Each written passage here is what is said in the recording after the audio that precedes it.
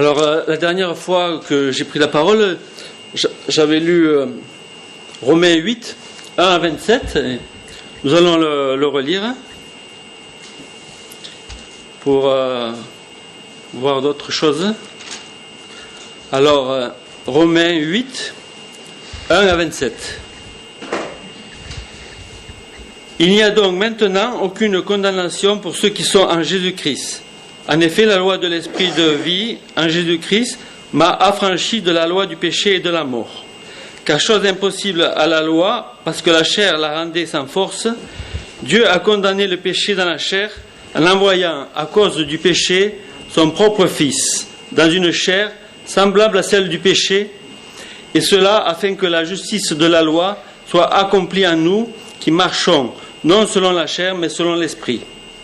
Ceux, en effet, qui vivent selon la chair s'affectionnent aux choses de la chair, tandis que ceux qui vivent selon l'esprit s'affectionnent aux choses de l'esprit. Et l'affection de la chair, c'est la mort, tandis que l'affection de l'esprit, c'est la vie et la paix. Car l'affection de la chair est inimitié contre Dieu, parce qu'elle ne se soumet pas à la loi de Dieu, et qu'elle ne le peut même pas. Or, ceux qui vivent selon la chair ne sauraient plaire à Dieu. Pour vous, vous ne vivez pas selon la chair, mais selon l'esprit, si du moins l'esprit de Dieu habite en vous. Si quelqu'un n'a pas l'esprit de Christ, il ne lui appartient pas. Et si Christ est en vous, le corps, il est vrai, est mort à cause du péché, mais l'esprit est vie à cause de la justice. Et si l'esprit de celui qui a ressuscité Jésus d'entre les morts habite en vous, celui qui a ressuscité Christ d'entre les morts rendra aussi la vie à votre corps mortel par son esprit qui habite en vous. Ainsi donc, frères, nous ne sommes point redevables à la chair pour vivre selon la chair. Si vous vivez selon la chair, vous mourrez, mais si par l'esprit vous faites mourir les actions du corps, vous vivrez. Car tous ceux qui sont conduits par l'esprit de Dieu sont fils de Dieu. Et vous n'avez point reçu un esprit de servitude pour être encore dans la crainte, mais vous avez reçu un esprit d'adoption, par lequel nous crions « Abba, Père ».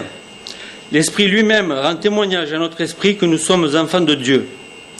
Or, si nous sommes enfants, nous sommes aussi héritiers, héritiers de Dieu et co-héritiers de Christ, si toutefois nous souffrons avec lui, afin d'être glorifiés avec lui.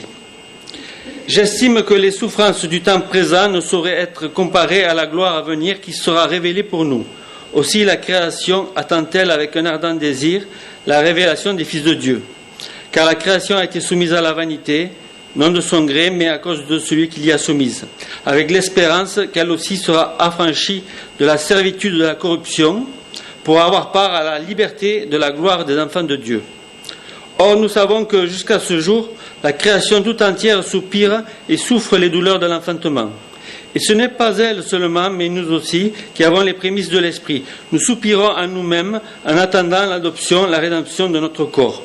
Car c'est en espérance que nous sommes sauvés. Or, l'espérance qu'on voit n'est plus espérance. Ce qu'on voit, peut-on l'espérer encore? Mais si nous espérons ce que nous ne voyons pas, nous l'attendons avec persévérance. De même aussi, l'Esprit nous aide dans notre faiblesse, car nous ne savons pas ce qu'il convient de demander dans nos prières. Mais l'Esprit lui-même intercède par des soupirs inexprimables. Et celui qui sonde les cœurs connaît la pensée de l'Esprit, parce que c'est selon Dieu qu'il intercède en faveur des saints. Alors, si je demande à n'importe qui ici, qu'est-ce qu'un chrétien? Alors, il y aura beaucoup de réponses différentes, mais qui se rejoignent. Certains me diront, c'est quelqu'un qui est pardonné de ses péchés. C'est vrai, c'est un chrétien. Quelqu'un qui est sauvé. D'autres diront, quelqu'un qui est passé de la mort à la vie, des ténèbres à la lumière. Voilà. Alors l'apôtre dit, lui, dans un autre endroit, dans Corinthiens 6,11, vous avez été lavés, vous avez été sanctifiés, vous avez été justifiés au nom du Seigneur Jésus-Christ et par l'Esprit de notre Dieu. Alors, tout cela est vrai. Et nous avons vu la dernière fois, si vous en rappelez, combien est importante l'œuvre du Saint-Esprit en nous. Alors, quand nous avons cru en Christ, le Saint-Esprit est venu habiter en nous. Alors, on peut lire Romains 8, verset 9, la deuxième partie, jusqu'au verset 11. Bon, je peux lire le verset 9 entier. Pour vous, vous ne vivez pas selon la chair, mais selon l'Esprit, si du moins l'Esprit de Dieu habite en vous. Si quelqu'un n'a pas l'Esprit de Christ, il ne lui appartient pas.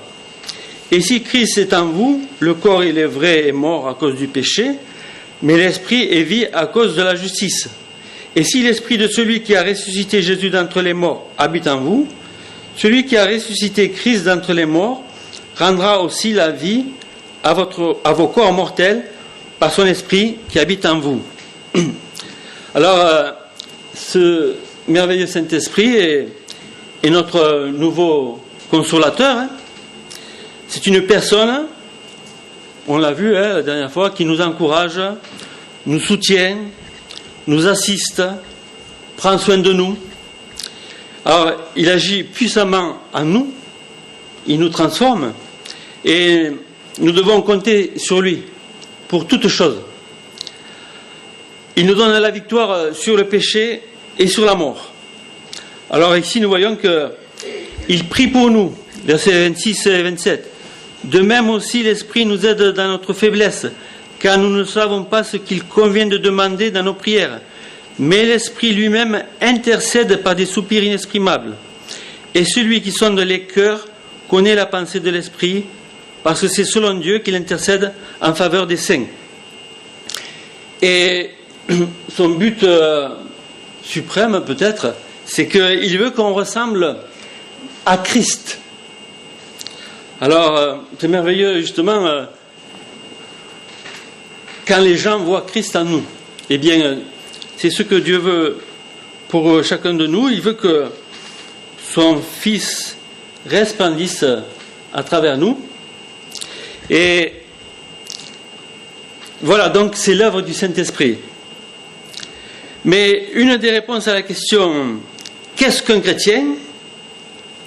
Et c'est une réponse qui semble être plus extraordinaire encore, plus merveilleuse, c'est que un chrétien, comme nous pouvons le lire ici, est celui qui a Dieu pour Père. Alors, si l'Esprit de Dieu habite en nous, nous sommes le temple de Dieu, et nous pouvons désormais appeler Dieu Abba, Père. Regardez, au verset 14 à 17, nous lui appartenons, et il dit, car tous ceux qui sont conduits par l'Esprit de Dieu sont fils de Dieu. Et vous n'avez point reçu un esprit de servitude pour être encore dans la crainte, mais vous avez reçu un esprit d'adoption par lequel nous crions Abba, Père. L'Esprit lui-même rend témoignage à notre esprit que nous sommes enfants de Dieu. Or, si nous sommes enfants, nous sommes aussi héritiers, héritiers de Dieu et co-héritiers de Christ, si toutefois nous souffrons avec lui, afin d'être glorifiés avec lui. Donc, ce qui est important de savoir, c'est que tous les hommes ne sont pas enfants de Dieu. Bien sûr, Dieu a créé Adam et Ève, et nous descendons tous d'Adam et Ève. Mais, à cause du péché, il y a eu cette relation qui a été rompue. Et quand nous lisons ce que nous venons de lire là dans Romains, nous sommes enfants, pas de la même manière que tous les hommes. C'est parce que nous avons cru. Dans l'Ancien Testament, Dieu, l'Éternel, celui qui se présente comme étant « je suis », était père de son peuple, la postérité d'Abraham. Et on peut le voir, hein. Voilà, je t'ai choisi, je suis ton père, en fait, le père d'Israël. Et dans le Nouveau Testament, là, Dieu est le père de la postérité spirituelle d'Abraham. Alors là, on peut le voir expliqué par l'apôtre Paul dans Galates. Alors, c'était sans doute pour tous ceux qui voulaient revenir à la loi, qui disaient vous pouvez être chrétien, mais faites-vous circoncire, suivez la loi, suivez les traditions de Moïse et puis données par les scribes. Alors Paul répond au chapitre 3,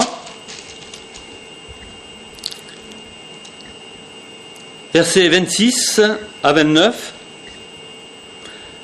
Car vous êtes tous fils de Dieu par la foi en Jésus-Christ. Vous tous qui avez été baptisés en Christ, vous avez revêtu Christ. Il n'y a plus ni juif, ni grec. Il n'y a plus ni esclave, ni libre. Il n'y a plus ni homme, ni femme, car tous vous êtes un en Jésus-Christ. Et si vous êtes à Christ, vous êtes dans la descendance d'Abraham, héritier selon la promesse. En recevant Christ, nous devenons fils de Dieu. C'est un don surnaturel qui vient d'en haut, du ciel, qui vient de Dieu. C'est la grâce de Dieu donnée par la nouvelle naissance. Alors, Jean le dit au chapitre 1.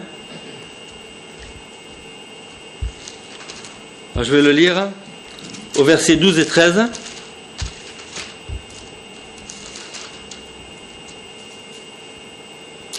Mais à tous ceux qui l'ont reçu, à ceux qui croient en son nom, elle a donné le pouvoir de devenir enfants de Dieu, lesquels sont nés non du sang, ni de la volonté de la chair, ni de la volonté de l'homme, mais de Dieu. Donc voilà ce que nous sommes parce que nous avons cru en Jésus-Christ. Nous sommes enfants de Dieu. Regardez ce que dit Paul aussi dans Galates. Nous avons lu un passage dans le chapitre 2. Maintenant, nous pouvons lire au chapitre 4.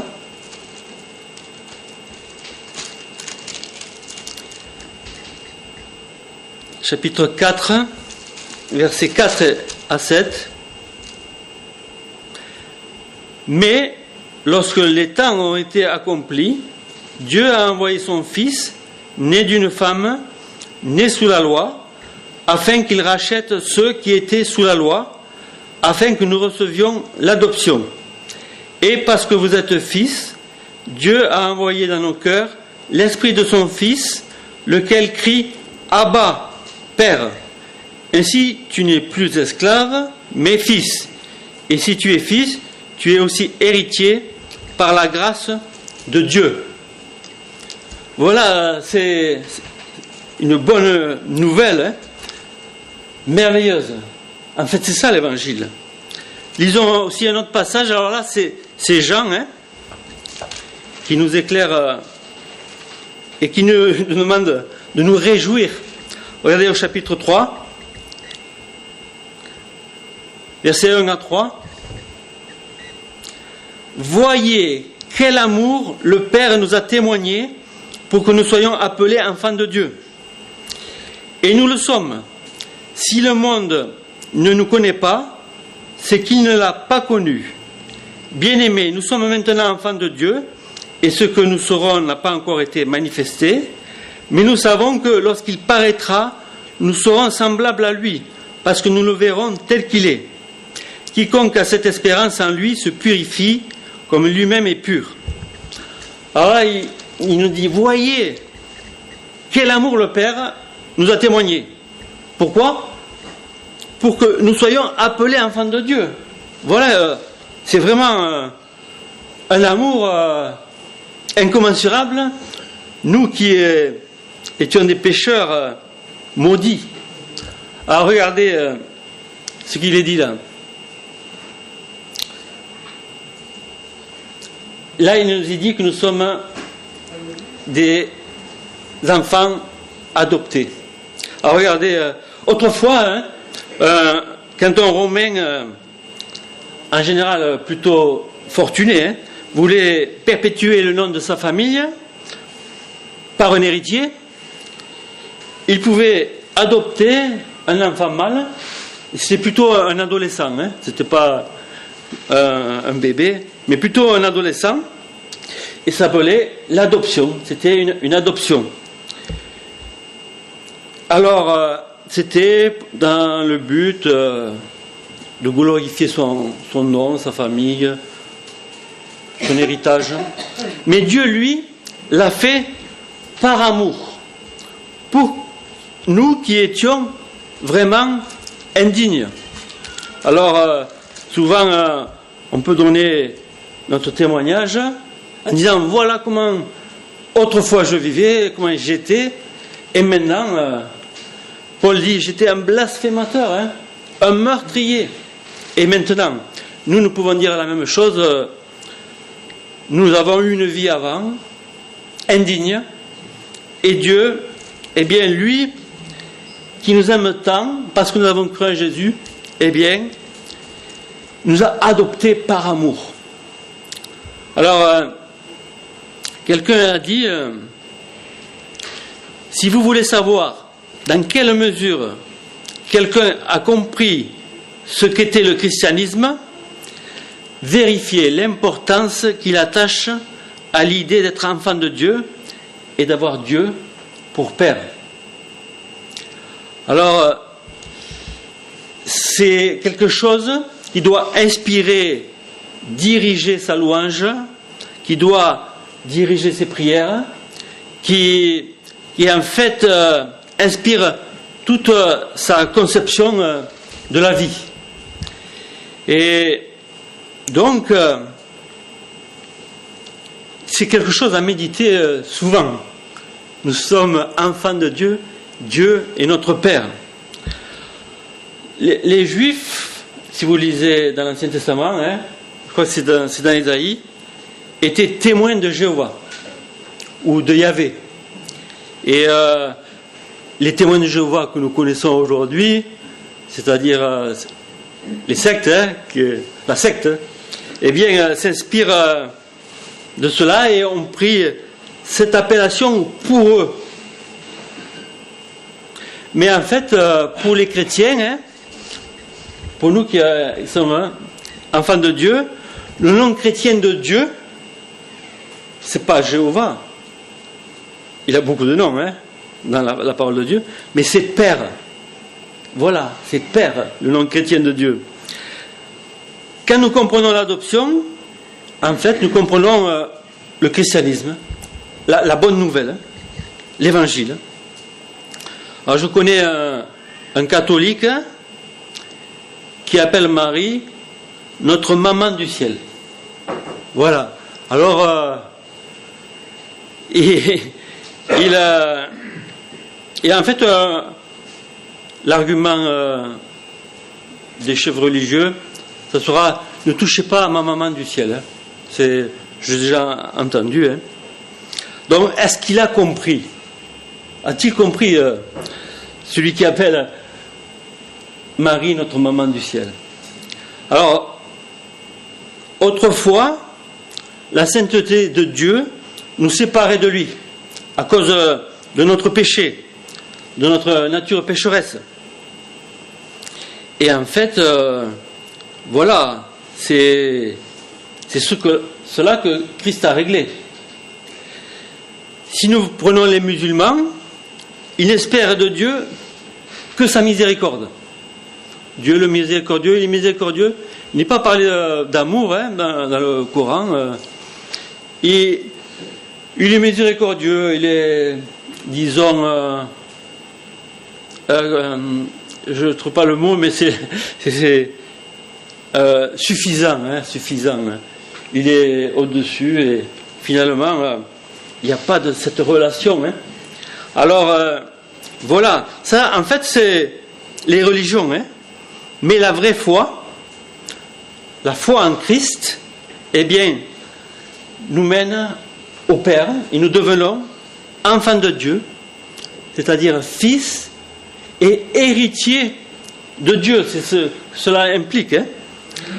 Alors désormais, au lieu de craindre de s'approcher de Dieu à cause de sa sainteté, nous pouvons aller vers lui en toute confiance, comme un père qui est amour, l'amour parfait. Alors, voilà ce que dit Paul dans Éphésiens, au chapitre 3, verset 12. Il dit que par Jésus-Christ notre Seigneur, en lui, nous avons, par la foi en lui, la liberté de nous approcher de Dieu avec confiance. Si nous prenons certains catholiques, hein, je dirais pas tous, mais beaucoup, hein, en tout cas ceux que je connais, ils disent « Prions plutôt Marie » ou « les saints ». Alors ils vont dire bon, le père est trop occupé pour écouter, ou alors on va le déranger. Ne soyons pas trop familiers ou gonflés, hein, avoir du toupet. Alors Marie, elle a un cœur de mère pour nous écouter. Et en fait, pour montrer que la femme est plus douce que l'homme, voilà. Dieu serait-il moins doux que Marie ? Je suis humble et doux, dit le Seigneur Jésus. Mon Père et moi, nous sommes un. Il y a une parfaite humilité, parfait amour entre Dieu le Père et Dieu le Fils, et il nous l'a manifesté, il nous l'a prouvé, et on choisirait Marie, qui est une sainte femme, comme nous sommes saints, mais qui est décédée et qui est montée au ciel, mais qui ne demande pas à recevoir les prières. Elle demande à ce qu'on suive son Fils et à ce qu'on s'adresse au Père éternel. Alors, en vérité, le Dieu saint, qui ne peut voir le péché, a fait de nous ses enfants. Le Seigneur Jésus-Christ veut que nous ayons la même relation que lui avec son Père. Regardez ce qu'il dit à Marie de Magdala, Jean chapitre 20, verset 17.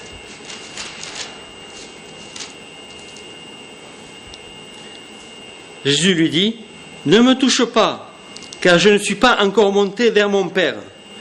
Mais va trouver mes frères et dis-leur que je monte vers mon Père et votre Père, vers mon Dieu et votre Dieu. » Voilà ce que dit le Seigneur et ce qu'il veut pour nous.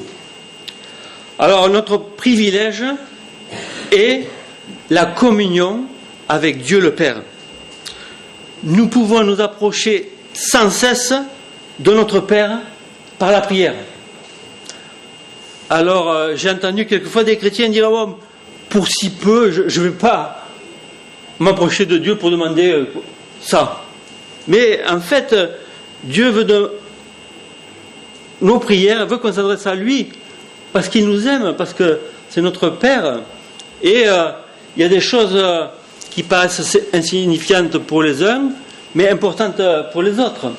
Et donc, voyons ce qu'il est dit dans Hébreux à ce sujet.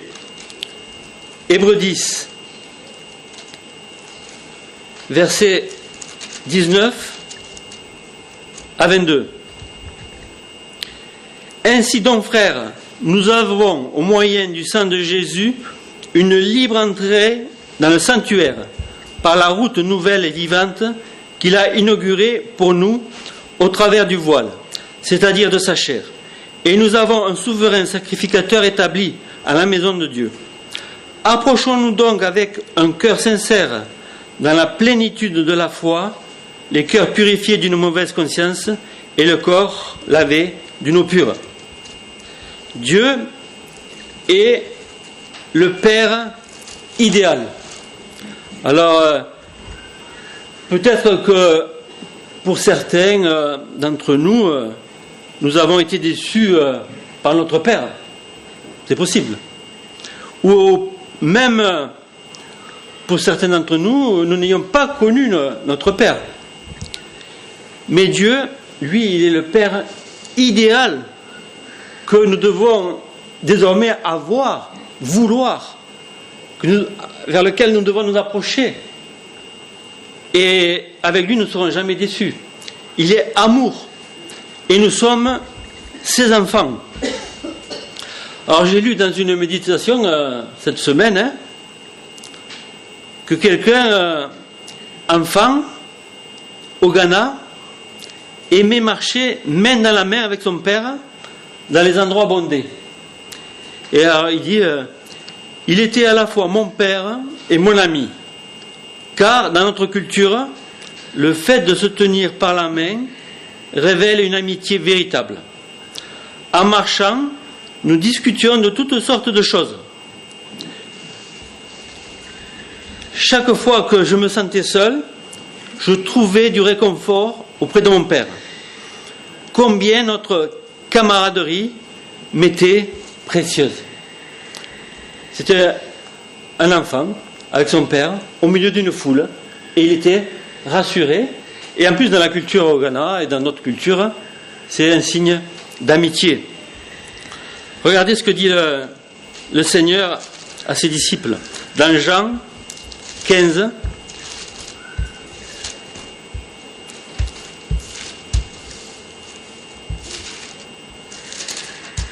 Versets 9 à 17.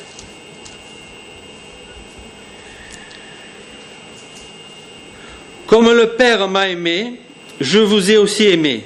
Demeurez dans mon amour. Si vous gardez mes commandements, vous demeurerez dans mon amour. De même que j'ai gardé les commandements de mon Père et que je demeure dans son amour. Je vous ai dit ces choses afin que ma joie soit en vous et que votre joie soit parfaite. C'est ici mon commandement. Aimez-vous les uns les autres comme je vous ai aimé. Il n'y a pas de plus grand amour que de donner sa vie pour ses amis. Vous êtes mes amis si vous faites ce que je vous commande. Je ne vous appelle plus serviteur, parce que le serviteur ne sait pas ce que fait son maître. Mais je vous ai appelé ami, parce que je vous ai fait connaître tout ce que j'ai appris de mon Père.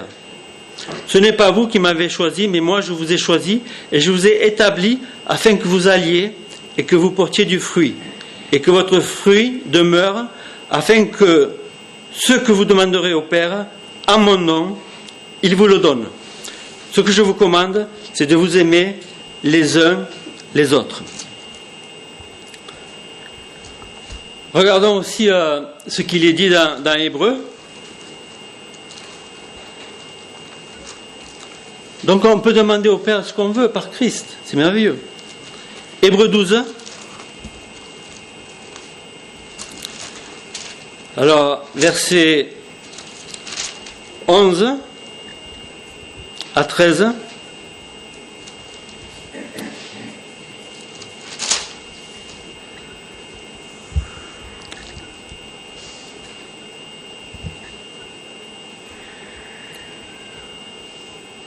Il est vrai que tout châtiment semble d'abord un sujet de tristesse et non de joie, mais il produit plus tard, pour ceux qui ont été ainsi exercés, un fruit paisible de justice. Fortifiez donc vos mains languissantes et vos genoux affaiblis, et suivez avec vos pieds des voies droites, afin que ce qui est boiteux ne dévie pas, mais plutôt se raffermisse.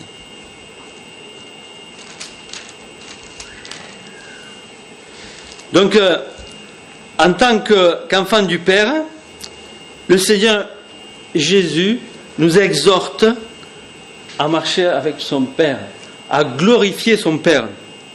Alors, souvent, les enfants, peut-être quand on grandit, ça s'en va, mais l'enfant, eh bien, il est fier de son Père. Il dit à l'école, quel Père j'ai? En fait, il va dire, mon père, il est maçon. Waouh, maçon. Après, l'autre va dire, mon père est vigneron. Waouh, super, vigneron. Il fait du vin. Mon père est prof. Mon père conduit des camions. Ah, les camions, super. L'autre va dire, mon père il est artiste. L'autre va dire, mon père il est pasteur. Il ne travaille pas, mais il est pasteur. Souvent on dit ça. Alors, voilà, on est fiers de son père. Eh bien, le Seigneur nous appelle à être fiers de notre Père et à le glorifier. Dans la prière, dans Matthieu 6, verset 9, il est dit « Notre Père qui est aux cieux, que ton nom soit sanctifié. » Et puis aussi, il nous exhorte à lui être agréable. Dieu aime voir ses enfants à l'œuvre pour lui. Et il veut que nous aimions le Père et aussi nos frères, on l'a dit tout à l'heure, hein, nos frères et sœurs en Christ. Et puis, il veut que nous marchions comme lui a marché, fidèlement, dans la droiture, dans l'horreur du péché. Donc ça, on l'avait vu dans Romains 8 au début. Voilà plusieurs choses qu'il veut. Hein. En fait, il veut qu'on vive selon le sermon sur la montagne. Quand j'étais jeune, c'est ce qui m'a impressionné le plus. Hein. C'est le sermon sur la montagne. Alors, on pourrait en lire quelques passages. Alors, je vais en lire quelques-uns. Dans Matthieu 5, d'abord.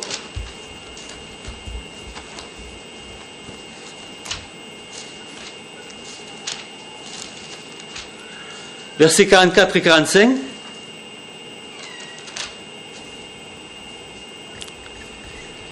Mais moi je vous dis, aimez vos ennemis, bénissez ceux qui vous maudissent, faites du bien à ceux qui vous haïssent, et priez pour ceux qui vous maltraitent et qui vous persécutent, afin que vous soyez fils de votre Père qui est dans les cieux. Car il fait lever son soleil sur les méchants et sur les bons, et il fait pleuvoir sur les justes et sur les injustes. Voilà, aimez vos ennemis, bénissez, faites du bien, priez pour ceux qui vous maltraitent. Et il dit, afin que vous soyez fils de votre Père. C'est en fait une ressemblance. Et verset 48, tout à l'heure David l'a cité, soyez donc parfaits comme votre Père céleste est parfait. Voilà ce que veut le Seigneur Jésus pour nous. Et il est impressionné par ces discours. Il n'enseignait pas comme les scribes, mais avec autorité. Au chapitre 6, verset 1, il dit « Gardez-vous de pratiquer votre justice devant les hommes pour en être vus. Autrement, vous n'aurez point de récompense auprès de votre Père qui est dans les cieux. » Versets 7 et 8 du chapitre 6. « En priant, ne multipliez pas de vaines paroles comme les païens qui s'imaginent qu'à force de paroles ils sont exaucés. Ne leur ressemblez pas, car votre Père sait de quoi vous avez besoin avant que vous le lui demandiez. » Au chapitre 7, versets 7 à 11. « Demandez et l'on vous donnera. Cherchez et vous trouverez. Frappez et l'on vous ouvrira. Car quiconque demande reçoit. Celui qui cherche trouve. Et l'on ouvre à celui qui frappe. Lequel de vous donnera une pierre à son fils s'il lui demande du pain? Ou s'il demande un poisson, lui donnera-t-il un serpent? Si donc méchant comme vous l'êtes, vous savez donner de bonnes choses à vos enfants, à combien plus forte raison votre Père qui est dans les cieux donnera-t-il de bonnes choses à ceux qui les lui demandent? Alors vous savez, un enfant demande sans cesse. Soit vous avez eu des enfants, soit vous avez été enfant, peut-être vous vous rappelez plus, mais un enfant est toujours en train de demander. Il demande. Et en fait, c'est une relation de confiance et d'amour. Et est-ce que un père donne toujours ce que son enfant demande? Ben, heureusement que non. Heureusement, hein. Des fois, il y a des demandes insensées. Hein. Et on est obligé de rectifier. Quelqu'un a dit, Dieu nous donne souvent ce que nous aurions dû demander plutôt que ce que nous avons demandé.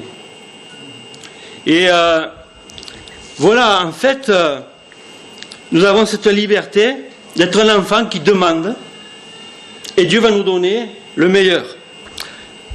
Au chapitre 6, verset 25, il est dit, « C'est pourquoi je vous dis, ne vous inquiétez pas pour votre vie de ce que vous mangerez, ni pour votre corps de quoi vous serez vêtus.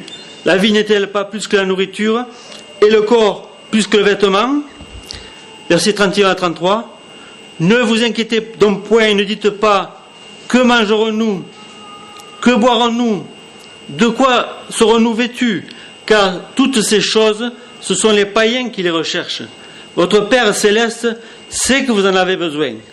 Cherchez premièrement le royaume et la justice de Dieu, et toutes ces choses vous seront données par-dessus. » Alors, dans notre vie chrétienne, l'important, c'est notre fidélité. Il dit dans un autre passage, « Quoi que nous fassions, faisons tout pour la gloire de Dieu. » C'est pourquoi alors, il est étonnant de voir des chrétiens désespérés. Peut-être ça a été notre cas, on en a vu, être dans une immense crainte. Peut-être c'est notre cas, où on en a vu. Mais en fait, c'est vrai que l'on peut être secoué, que l'on peut être très triste, on peut vivre des situations compliquées, catastrophiques, mais la foi, c'est faire confiance à notre Père. Peut-être quelquefois devra-t-il nous châtier, nous corriger. On peut le voir dans l'Épître aux Hébreux, hein. C'est parce que nous sommes des fils qui nous châtient, ils nous corrigent. Nous ne sommes pas des enfants illégitimes. Mais Dieu fera tout pour que nous comprenions nos privilèges d'enfants de Dieu. Dieu restera toujours notre Père. Rappelez-vous l'enfant prodigue. Il a dépensé tout l'héritage avec des prostituées, en vivant n'importe comment, puis il n'avait plus rien, et puis il est revenu, et son père l'a accueilli. Il s'est repenti, et il dit, je vais venir vers mon père. Vers qui irai-je? Vers mon père. Alors, ce que l'on peut voir, c'est que le père, il n'a même pas fait la tête. Nous, si notre enfant nous fait quelque chose, on va faire la tête, on va lui reprocher, lui faire une petite remarque et tout. Mais là, même pas une remarque. Vous savez qui c'est qui l'a fait, la remarque? C'est le fils aîné. Alors, lui, non. Dieu est notre Père pour l'éternité. Quand notre enfant ne suit pas Christ, alors si nous avons des enfants qui ne suivent pas Christ, eh bien c'est notre enfant. Et on veut qu'ils suivent Christ et on espère. Et on les porte dans la prière. Mais c'est toujours notre enfant. On ne doit pas s'énerver. Je me rappelle, il y a un ami qui m'a dit, une fois, j'ai failli me battre avec mon fils. Parce qu'en fait, il ne marchait pas avec Dieu. Et il dit, heureusement que je ne l'ai pas fait. Et maintenant, il marche avec Dieu, il sert Dieu, il est fidèle. Il dit, surtout, il me dit, ne te fâche pas avec tes enfants. Alors, voilà. Quand ma fille, la dernière, était très petite, je ne sais pas quel âge elle avait, 1 an et demi, je ne sais pas. J'étais assis dans le canapé, je ne sais pas si je lisais. Elle m'est tombée dans les bras. Elle avait de la fièvre. Et donc la fièvre l'a fait s'évanouir. Et alors je l'ai prise, elle avait la couche et tout, J'ai couru, j'ai dit Seigneur, Seigneur, j'ai crié à Dieu, je l'ai monté dans la salle de bain, je l'ai déshabillé, je l'ai trempé dans l'eau, je l'ai mis un gant de toilette sur son front, je suis descendu, je suis monté, je me rappelle plus maintenant, elle s'est réveillée, j'ai téléphoné, à qui? J'ai téléphoné à ma femme à la maison de retraite, j'avais son numéro, le numéro de la maison de retraite je crois, je l'ai appelé. C'est elle qui a appelé les secours, je ne sais pas comment ça s'est passé. Finalement, après, elle a fini à l'hôpital. Et puis, on s'est occupé d'elle. Je ne me rappelle même plus ce qu'elle a eu. Mais elle était délivrée. Eh bien, maintenant, est-ce que ma fille marche avec Dieu? Je ne sais pas. Hein. Je ne pense pas. Mais alors, je vous demande de prier pour elle. Demain, peut-être, elle se fait opérer de la vésicule. Elle a des calculs. Peut-être c'est demain, peut-être c'est plus tard. Mais voilà, c'est ma fille. Moi, je vous parle d'il y a plus de 25 ans, disons, ou un peu moins. Mais voilà, c'est ma fille. Nous avons été rachetés à un grand prix et nous appartenons à Dieu par Christ et nous sommes enfants de Dieu et c'est notre Père. Alors, lisons ici Romains 8, versets 16 et 17.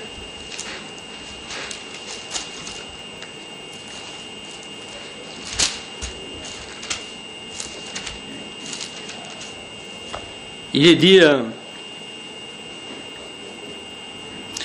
l'Esprit lui-même rend témoignage à notre esprit que nous sommes enfants de Dieu. Or, si nous sommes enfants, nous sommes aussi héritiers de Dieu et co-héritiers de Christ, si toutefois nous souffrons avec lui, afin d'être glorifiés avec lui. Alors quelqu'un a dit, en tant que chrétien, est-ce que j'ai une conception juste de ce que je suis? Est-ce que je connais ma véritable identité, ma véritable destinée? Et en fait quoi? Je suis un enfant de Dieu. Dieu est mon Père. Le ciel est ma maison. Chaque jour qui passe me rapproche de ma maison. Mon Sauveur est mon frère. Chaque chrétien est aussi mon frère. Dieu veut faire de la vie des croyants un reflet et une reproduction de la communion de Jésus avec lui. Nous attendons maintenant l'adoption de notre corps. Regardez versets 23 à 25. Et ce n'est pas seulement, et ce n'est pas elle seulement, mais nous aussi, qui avons les prémices de l'Esprit, nous soupirons à nous-mêmes en attendant l'adoption, la rédemption de notre corps. Car c'est en espérance que nous sommes sauvés. Or, l'espérance qu'on voit n'est plus espérance. Ce qu'on voit, peut-on l'espérer encore? Mais si nous espérons ce que nous ne voyons pas, nous l'attendons avec persévérance. Alors, il y a quelqu'un dans l'assemblée qui, souvent dans ses prières, dit « Le meilleur reste à venir ». Eh bien, c'est cela. Notre héritage est dans le ciel, avec Christ. Un jour, nous régnerons avec lui. En attendant, marchons fidèlement avec lui, en comptant sur notre Père céleste. Abba, Père. Il aplanira notre santé jusqu'à lui. Et en attendant, eh bien, tenons-lui la main et il va nous emmener au bon port. Nous allons prier. Oui, Père céleste, sans toi nous ne pouvons rien faire, mais avec toi tout est possible. Et un jour tu nous as relevés de la boue du péché, tu nous as sauvés par la foi en Christ, et nous te louons pour tant d'amour manifesté par lui. Nous te louons, Seigneur Jésus, pour cette relation que tu as avec le Père et que tu veux que nous ayons. Merci Seigneur, parce que nous sommes un avec toi. Aide-nous à compter sur toi, à nous appuyer sur toi. Merci pour ta présence, pour ton soutien. Merci Père, pour tout ce que tu vas faire encore dans nos vies, que nous puissions porter du fruit à ta gloire. Au nom du Seigneur Jésus-Christ. Amen.